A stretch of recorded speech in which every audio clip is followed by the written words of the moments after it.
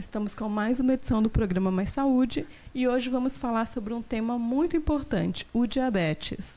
Então teremos entrevistas com o médico endocrinologista Eduardo Camargo e a nutricionista Marlova Rodrigues. Também mostraremos um teste rápido e simples de fazer chamado HGT para verificar o nível de glicose com o técnico de enfermagem Manuel Reis.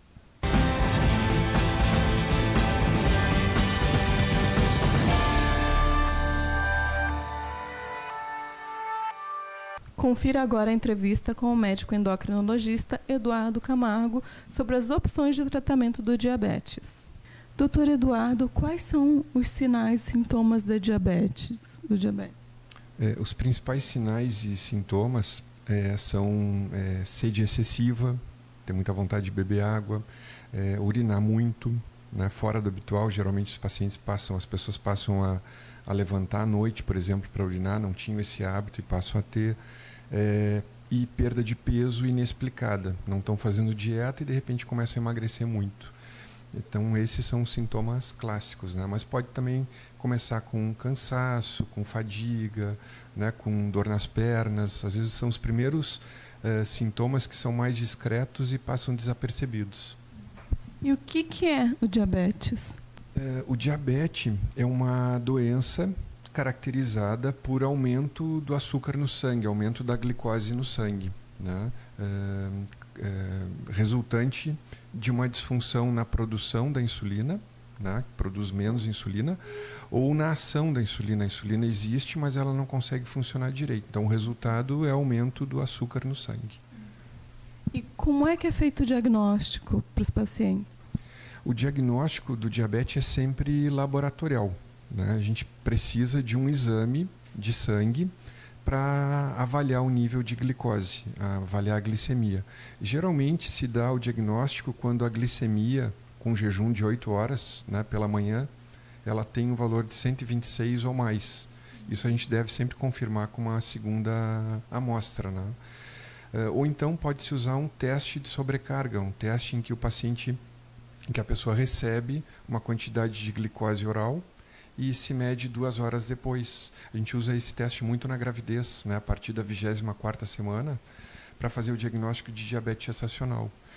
Ou ainda se utiliza um teste de glicose, uma medida, tirar sangue para ver a glicose em qualquer horário do dia, quando tem aqueles sintomas que eu comentei, quando tem muita sede, está emagrecendo, urina muito. Então a gente faz uma medida da glicose independente do jejum, e se ela vier acima de 200, fecha o diagnóstico. E por que às vezes a glicose aumenta na gestação? A glicose, o diabetes gestacional, ele tem uma causa um pouco diferente do diabetes clássico tipo 2, né? O diabetes tipo 2 é aquele que no mundo inteiro mais acomete as pessoas, né? 80% dos casos de diabetes no mundo inteiro são diabetes tipo 2. Aquele diabetes do adulto, obeso, com história na família, com mais de 40 anos. Na gestação, para algumas mulheres, os hormônios eles são facilitadores do aumento da glicose. Aí existem geralmente fatores de risco, né? Mulheres com estatura muito baixa, primeira gravidez, que tem história de diabetes na família, né? Pais, mães, irmãos com diabetes, que sejam hipertensas, que ganhem muito peso, um peso muito rápido até a 24ª semana de gravidez. Então, são fatores de risco associados ao surgimento do diabetes. Mas é o ambiente hormonal da gravidez, mais esses fatores de risco, que aumenta a taxa de diabetes. E tem então o diabetes tipo 1 e 2? Na verdade, são mais de 10 tipos de diabetes, né? Existem vários tipos de diabetes, mas assim, a gente classifica no geral como tipo 1 e tipo 2. O tipo 1 é o diabetes associado à falta de produção de insulina. É uma doença geralmente autoimune, em que se produz defesas contra as células que produzem insulina e o organismo deixa de produzir. Isso é de início rápido, súbito, sem uma causa definida. Geralmente é em pacientes mais jovens, né, com menos de 30 anos de idade. E o diabetes tipo 2 é aquele diabetes que surge depois dos 40 anos, associado à obesidade, a um estilo de vida mais sedentário, a história na família, né? Fora esses dois tipos, tem o diabetes gestacional e os vários tipos de diabetes secundário. Por exemplo, diabetes secundário causado pelo uso de medicamentos. Um exemplo são os corticoides, podem causar diabetes. Ou diabetes causado por alguma síndrome endócrina. Doenças do cortisol, da adrenalina, podem causar diabetes também. Aí se investiga, né? Se usa algumas medicações para o tratamento? Sim, o tratamento preferencial hoje do diabetes é sempre com mudança do estilo de vida, né, com atividade física, orientação nutricional, e se pode utilizar vários tipos de medicamento, né, medicamentos na forma de comprimidos ou na forma injetável, que é a insulina. Mas a medicação desobriga a dieta? Não, nunca. A base do tratamento é a dieta. Eu sempre digo assim, é como se tu fosse fazer uma plantação, né?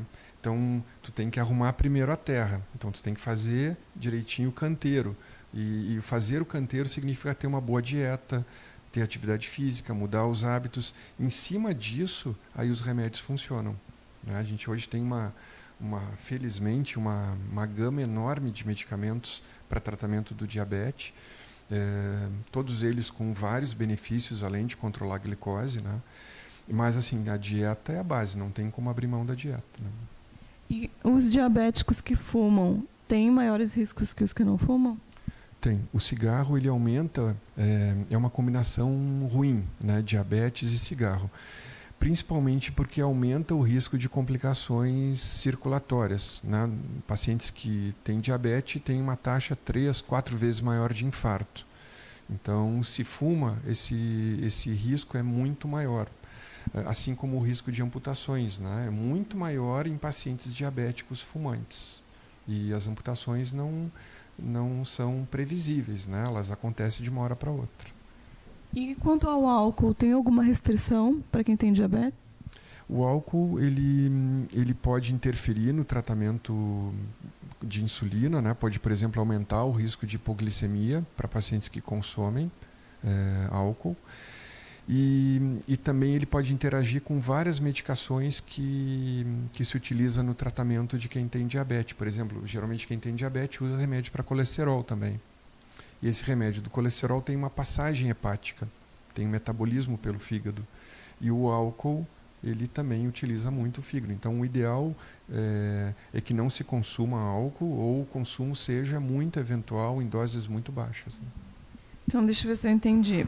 Também é fator de risco fumo, álcool e para os pacientes também que consomem comidas gordurosas, o senhor já falou algumas coisas, mas eu queria que você deixasse claro para o pessoal de casa, né, qual a relação também com o colesterol um pouco mais elevado. É que quando assim, se tem diabetes, na verdade, tem que se ter 2 objetivos no tratamento. O primeiro é manter as taxas de glicose, né, de hemoglobina glicada, que é o exame principal do diabético, manter os níveis bem controlados. Então, a gente tem metas com valores bem estabelecidos para atingir, né? Isso também para atingir no controle do colesterol, dos triglicerídeos, né, de função renal. Então, existem metas, a gente tem que atingir isso. E o segundo objetivo é prevenir que complicações frequentes nos pacientes com diabetes surjam. Por exemplo, os diabéticos têm um risco muito maior de perda de visão, por causa da retinopatia. Tem um risco muito maior de perda de funcionamento dos rins, de entrar em hemodiálise. Tem um risco muito maior de amputações, né? Muito maior de infarto. Então, a gente tem que, com o tratamento, prevenir tudo isso. Um controle da dieta, assim, uma dieta com pouca gordura, um controle de carboidratos, consumindo bastante vegetais, proteínas de boa qualidade, isso ajuda a prevenir a longo prazo complicações também, né? Doutor Eduardo, para o pessoal de casa, quando é que chega a hora de vir aqui visitar o senhor, por exemplo? Não precisa chegar nesses sintomas, tem como prevenir? Tem como prevenir. Eu acho que é importante a gente falar isso, porque assim, 40% dos pacientes que se descobrem diabéticos não têm sintoma nenhum. A doença não dá sinal nenhum e às vezes ela é descoberta quando já existe uma complicação. Por exemplo, o paciente vai para emergência, infartou, e aí descobre que tem diabetes. Então é importante que se faça a prevenção. A prevenção começa desde cedo, né? Então se dá por conta de alguns hábitos de vida, melhorar a atividade física, procurar ter uma boa escolha alimentar, né? Ser uma pessoa mais ativa, isso ajuda a prevenir o diabetes. E a partir dos 40 anos fazer exames periódicos, né? Com seu clínico geral, né? Ou vir para o endocrinologista, que é o especialista em diabetes, né? Para fazer a avaliação clínica geral, né? Com isso a gente faz exames periódicos, uma vez por ano ou uma vez a cada 2 anos, para ver se tudo se mantém bem. E a gente sabe que a população está ficando mais com sobrepeso, mais obesa, e as crianças também estão acompanhando esse ritmo. Então, quais os sinais que os pais têm que ficar atentos para que chegou a hora de dar uma visita, de fazer uma visita ao Dr. Eduardo? Não, tu sabe que isso é um assunto bem complexo, porque realmente, assim, se a gente pegar o exemplo da sociedade americana, né, os americanos eles enfrentam uma epidemia de obesidade e, em paralelo, uma epidemia de diabetes. Tem aumentado muito o número de casos e a previsão para os próximos anos é alarmante. A gente vai ter muito mais pacientes com a doença. Lembrar que o diabetes é uma doença que não tem cura, né? Quando se faz diagnóstico de diabetes, é para a vida inteira. Então, o ideal é tu prevenir, né, para não ter, ou quando tem o diagnóstico, tentar de uma maneira assim, saudável, né, mudar os hábitos. Para as crianças, eu acho que a mensagem é a mesma. Assim, os pais devem ficar alerta ao tipo de alimentação. Hoje, infelizmente, se tem, né, acesso à alimentação de baixa qualidade. Então, as crianças acabam pelo paladar optando por alimentos mais gordurosos, alimentos que são mais ricos em carboidratos, né? Deixam de lado as frutas, os legumes, as verduras, as carnes magras e acabam consumindo muito mais alimentos calóricos.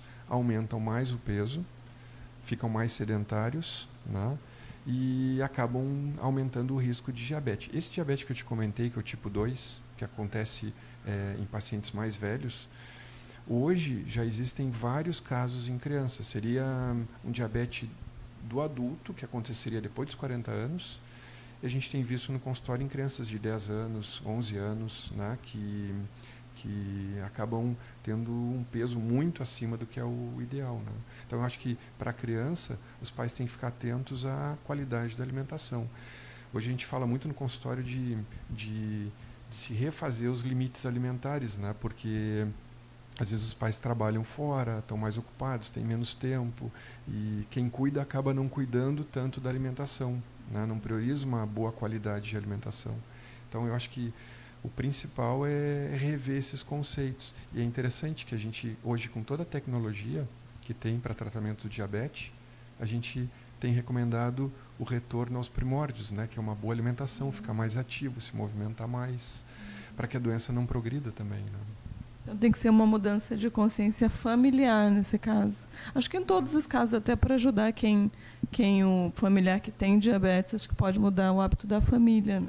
Eu sempre digo que o paciente assim com diabetes, ele acaba tendo, às vezes, a oportunidade de ter um estilo de vida mais saudável por necessidade. Então, a gente percebe uma mudança, às vezes, muito grande. Os pacientes passam a se alimentar melhor, perdem peso. Aquela barriguinha que antes incomodava há anos, agora é reduzida, né? Então, com o diagnóstico do diabetes, parece que aí a pessoa se dá por conta que ela realmente precisa uma mudança de hábito, né? Então, acho que foi muito importante, né, doutor Eduardo? Então, quem está em casa, tiver algum dos sintomas, ou mesmo, como foi citado, fazer prevenção, que é o melhor remédio, né, doutor? Que mensagem final o senhor gostaria de deixar para o público de casa? Eu acho que a mensagem eu diria assim, a gente restabelecer alguns limites em termos de alimentação, atividade física, se dá por conta que na rotina diária, muitas vezes se dedica muito tempo para o trabalho, né, muito tempo para lazer fora do que é o habitual, né, com excessos na alimentação, com excessos na bebida, né? Quer dizer, eu acho que a gente tem que refazer os conceitos em termos de qualidade de vida. Parar, pensar se o que eu estou ingerindo de alimentação, o que eu faço de exercício, né, as minhas escolhas de lazer, se elas estão sendo saudáveis. Às vezes o corpo ele te dá o sinal anos antes, 10, 20 anos antes. O exemplo clássico é o aumento de peso. Então a mensagem que eu deixo é que quando perceber que o peso está aumentando, mesmo com os exames normais, prestar atenção nisso e tentar perceber que é um sinal talvez de que alguma coisa não está correta. Então tentar resgatar e ao mesmo tempo prevenir. Se previne várias doenças com isso, né? Então, muito obrigada, doutor Eduardo. Fica a mensagem pessoal de casa. Eu vou começar minha consulta aqui. E até logo, gente.